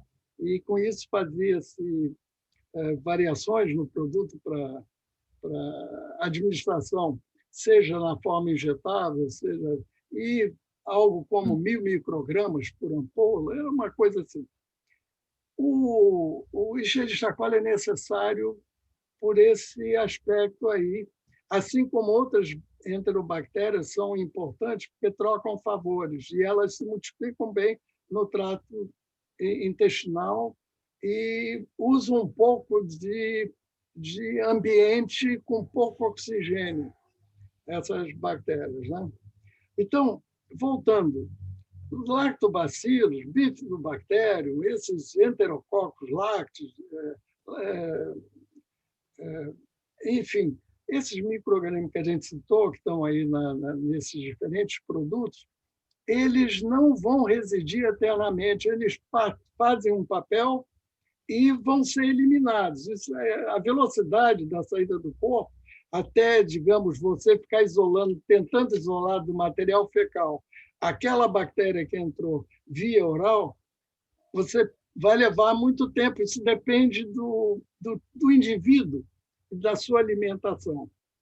Mas é o que eu poderia dizer a você. Então, o lactobacillus acidularius não fica eternamente no trato intestinal, ok? Ele sai. E esse produto do Bacillus clausi também ele vai embora, não fica muito tempo. Então, em relação àquela pergunta anterior, se faz mal, não faz mal, enquanto essa via estiver ígida, saudável, ígida em termos, né? Porque é altamente contaminado, mas sai no material fecal tranquilamente. Doutor Leão, a gente come tanta porcaria por aí, imagina uma merdinha a mais, não custa nada, não vai fazer mal. A gente come tanta coisa ruim, estragada. Esse Henry aí é muito tonto, viu? Ele come tanta porcaria que o senhor não faz nem ideia, porque eu já comi com ele várias vezes. O senhor não imagina o que esse japonês come. Excelente. Salve, eu não vou nem pedir direito de resposta, porque demoraria meia hora e a gente está na hora, viu, doutor? Vamos passar a palavra para o doutor Michel, viu, doutor? Doutor Michel, com a sua pergunta, sua fala, nós encerramos, então, e eu volto a falar para finalizar a palestra do doutor Leão. Por favor, doutor Michel. Ok, muito obrigado. Parabéns ao professor Leão pela excelente palestra. Obrigado, eu acho que esse mundo da microbiota é uma coisa fascinante, né? Às vezes eu leio que nós temos 2 vezes mais células na nossa microbiota do que nós temos em número de células no corpo humano, né? 10 vezes. 2 vezes e meia, 5 vezes, enfim. E se a gente conseguisse pesar essa microbiota, ela daria 2,5 kg a 3 quilos, entendeu? É um número assustador. E hoje se fala no eixo intestino hipotálamo, onde tem vários estudos mostrando que existe uma correlação entre a microbiota e alguns estados de ansiedade, depressão, essa coisa toda, enfim. Tem milhares de coisas sendo estudadas. O que foi dito aqui do uso em recém-nascidos, tem muitas materializadas aqui em São Paulo, já se usa bifidobactéria para evitar enterocolite necrotizante em recém-nascidos. Aqui já é bastante comum com produtos importados, né? E aí, tem essa questão da estabilidade que o Dante falou. Você pega lá o produto mais famoso do mundo hoje é o VSL3, tá? Que se vende, tem 120 bilhões numa cápsula de micro-organismos. Ele tem que ficar sob refrigeração. Se você for para Espanha, quase todos os produtos probióticos ficam em refrigeração na farmácia. Agora, se você for para os Estados Unidos, que você pegar o Culturelle, que é o líder de mercado lá, fica em temperatura ambiente, não se conserva em... Então, é uma dúvida também que eu sempre falo. Como é que um lugar você pode ter o produto em temperatura ambiente? Tem lá um tipo de cápsula especial que eles vendem, que é uma cápsula dupla, tal, que evita... cria um colchão de ar para evitar altas temperaturas. Então, eu queria perguntar 2 perguntas para o professor Leão. Primeiro, esse mercado se mostra bastante grande e fascinante, né? Até onde nós conhecemos o bastante para poder cientificamente explorá-lo, porque tem eu vejo trabalhos e mais trabalhos com relação a isso. E essa história de mapeamento da nossa microbiota, que está em moda aqui também em São Paulo. Tem vários laboratórios fazendo mapeamento de microbiota. O que a gente faz com o resultado? Porque, para mim, eu não consigo interpretar esse resultado. Vem lá 300 mil bactérias ou fungos, e como é que você sabe dizer se aquilo é um padrão adequado, não é um padrão adequado? Como é que é isso? Difícil. Isso é difícil alcançar. Nós podemos ter várias hipóteses, isso vai depender, no meu entender, da ocasião que você está fazendo a coleta de material. Provavelmente, na planificação de um trabalho como esse, está se projetando coleta de material durante um ano e examinar cada, vamos dizer assim, mês a mês, qual é a população, qual é a variedade, qual é a diversidade de espécies existentes naquele mês. Talvez isso possa dar uma ideia. Mas eu devo dizer também o seguinte, suponho que esses trabalhos estejam se utilizando de vários meios de cultura, porque o meio de cultura, a comida que é dada para os micro-organismos, são orientadores, são os que dão permissão para o micro-organismo aparecer. Então, diferentes meios de cultura podem ser usados ou devem ser usados para permitir a diversidade se desenvolver naquele meio de cultura. E depois tem que haver uma programação muito grande para identificar cada um dos micro-organismos. E as condições de cultivo, como está crescendo no escuro ou no claro, em presença da luz ou na ausência da luz, em presença de oxigênio ou na ausência de oxigênio, com vitaminas ou sem vitaminas. Então, nós temos que fornecer essas condições para descobrir ao máximo qual é essa diversidade. Porque, senão, a gente, se pegar 2 ou 3 meios usados em clínica, por exemplo, nós vamos ficar limitados a uma situação em que a gente não sabe daquele que não apareceu, porque não sabe comer aquilo que está no meio de cultura que foi dado. Então, esse tudo é complexo. Eu sei que americanos já fizeram isso há muito tempo. Então, eles classificam os micro-organismos em grupos e sugerem meios de cultura para você fazê-los aparecer na forma de colônias na superfície do meio. E uma outra coisa que está em voga aqui, que está todo mundo usando também em muitos hospitais, especialmente para estados diarreicos resistentes, é transplante de fezes, né? Transplante fecal. O transplante fecal é uma coisa que está sendo usada e funciona em muitos casos. Você pega a fezes de um indivíduo B e faz o transplante via sonda para um indivíduo A, né? E aí, muitas vezes, ele responde muito bem como tratamento antidiarreico, né? O que o senhor pode dizer a respeito disso? Eu estou um pouco afastado disso. Não teria muito o que comentar com você, Michel. Eu vou pedir desculpas nesse momento por isso. O Einstein está fazendo isso, viu, professor? Faz isso. O Einstein está fazendo isso aí. Mas é muito comum. Ok. Bom, Michel, muito obrigado aí por sua pergunta. Olha, muito interessante. Aprendemos bastante aí com a sua pergunta e com a resposta do Dr. Leon. Eu havia comentado, Dr. Michel, que o senhor seria o último a fazer a intervenção, mas o Dr. Alberto Ramos, Dr. Leon, gostaria de lhe fazer uma pergunta. Dr. Alberto, por favor. Buenas noches. Vamos a ver. Buenas noches, en la intervención me ha gustado mucho la sesión, o sea además se me han escapado algunas cosas cuando los que han intervenido en la discusión, porque mi conocimiento del brasileiro no es perfecto, pero a lo mejor de alguna manera no me refiero muy bien. Yo soy una persona convencida de que los probióticos son buenos. Es decir, estoy convencido de que son buenos. Estoy también convencido de que, como se ha hablado aquí, de que nosotros tenemos una microbiota. Y esa microbiota condiciona nuestra vida. De manera que uno de los beneficios que llevan los probióticos, uno de los beneficios claros, es que sirven mucho en la estabilización de nuestra microbiota. Y al estabilizar esa microbiota, volvemos a un estado normal. Creo que es conocido por la mayoría de los que estáis aquí que hay una evolución de la microbiota en el hombre, es decir, desde que es niño hasta que es mayor.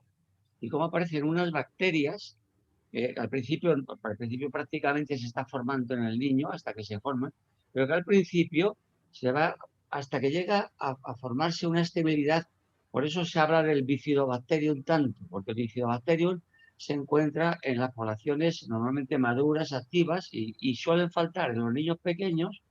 Y nosotros, digo nosotros, porque yo desde luego que ya soy mayor, perdemos esos microorganismos y si se hace un estudio, que nosotros hemos hecho estudios en el laboratorio en los tiempos, yo dediqué, por eso me levanté, publiqué un libro de los microorganismos en el año 2012 sobre los probióticos y la salud, ¿no? Bajo ese punto de vista. Estoy convencido por todo motivo de que el principal beneficio que se produce es la restauración de nuestro equilibrio biológico y entonces funcionamos bien. Pero hay algo más. Yo estuve en contactos con un profesor a nivel de inmunoprotección del organismo, que es el profesor Maté de París, del Hospital Paul Brousse, ya fallecido esa persona, que además me gusta hablar de él porque creo que de alguna forma a nivel internacional no se le ha entendido bien, porque hablaban y decían, uy, porque está loco, dice cosas que no pueden ser verdad. Y él se refería justo a la inmunoprotección que se produce en las personas que tienen cáncer. Es decir, cómo, y él decía muy bien, a los que se operaban del cáncer, de un tumor, luego, aquellos enfermos, luego, afortunadamente, si se trataban con microorganismos, es decir, si se utilizaban esos microorganismos para establecer o restaurar un poco el funcionamiento inmune de aquel individuo, iban bien. Por tal motivo, es importante la cifra de microorganismos que se pongan para que tengan una eficacia. Es mi pensamiento. Es importante la relación de la microbiota que exista, porque nosotros tenemos, aún estabilizando y diciendo en términos generales que hay unos microorganismos en una etapa y otros en otra, pero es distinta. En nosotros es distinta.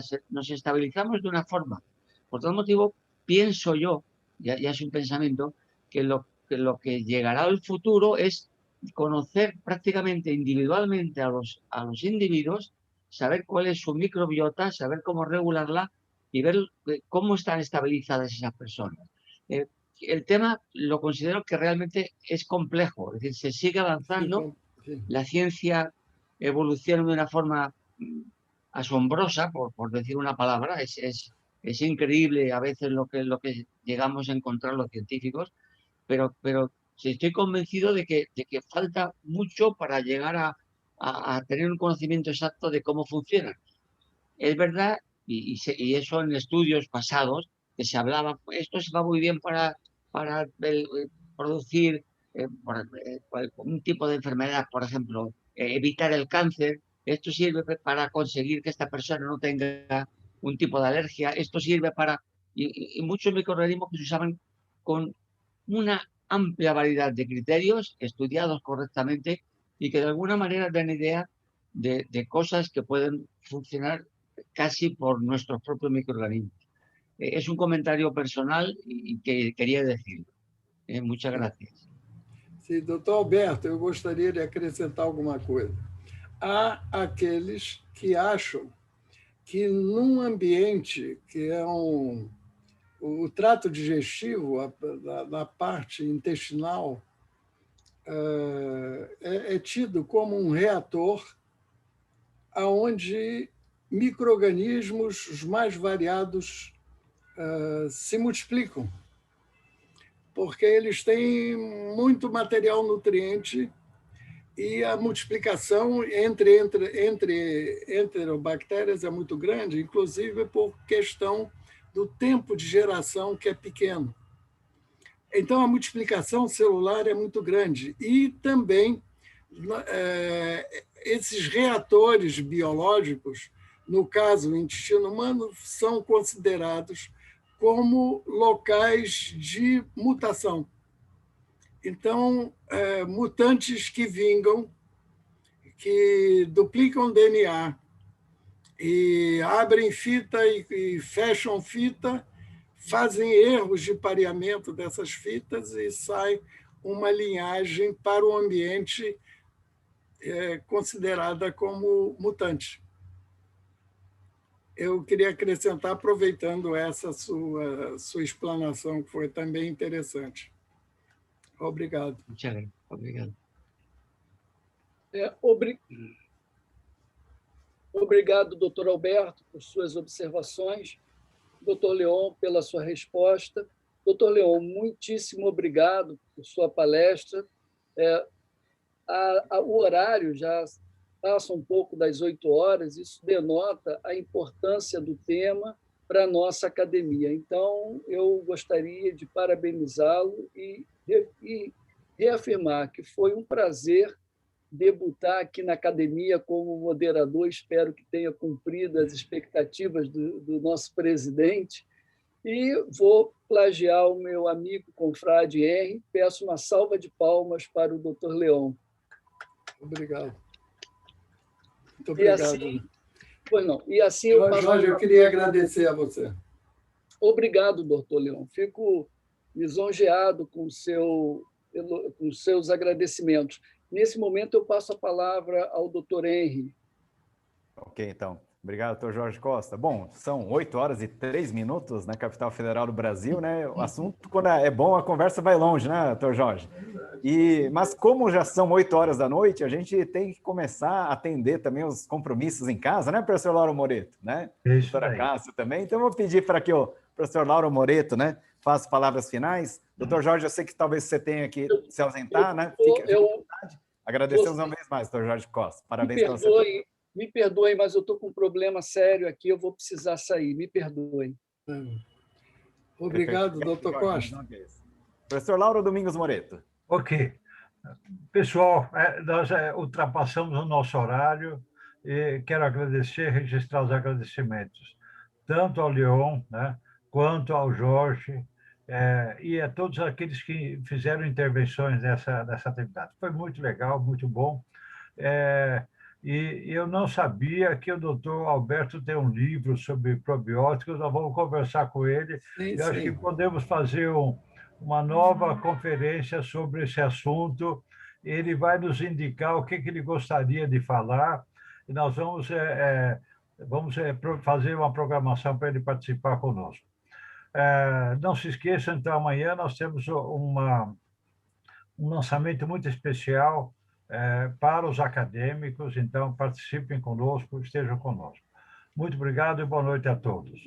Obrigado, professor Lauro. Para fazer, então, o encerramento oficial, vou pedir para que o nosso presidente, Cássio Alves de Souza Lima Filho, faça palavras finais. Doutora Cássio, com você a palavra. Obrigado, Henry. Obrigado, professor Leon, pela magnífica palestra. Obrigado a todos. E eu acho que é interessante lembrar que na quinta-feira a gente tem um convite para participar de uma sessão na Academia Nacional de Medicina que versa sobre inteligência artificial na área médica. E, na continuação dessa sessão, o atual ministro da Saúde, Queiroga, vai receber o título de vice-presidente honorário da Academia Nacional de Medicina e nós estamos convidados a participar da sessão. Obrigado a todos pela presença e declaro encerrada a sessão. Muito obrigado. Obrigado uma vez mais, professora Cássio. Então, vou pedir para que os presentes aqui ainda, né, se puderem abrir as câmeras mais uma vez, né, para a gente fazer o encerramento da nossa sessão com mais uma salva de palmas, né, para o doutor Leon Rabinovich, Jorge Costa, que não está mais aqui, né, conosco, mas também fez uma brilhante moderação. Tá ok, então? Obrigado mais uma vez. Nos encontramos na próxima segunda-feira aqui, mais uma reunião técnica da nossa Academia de Ciências Farmacêuticas do Brasil. Ou amanhã.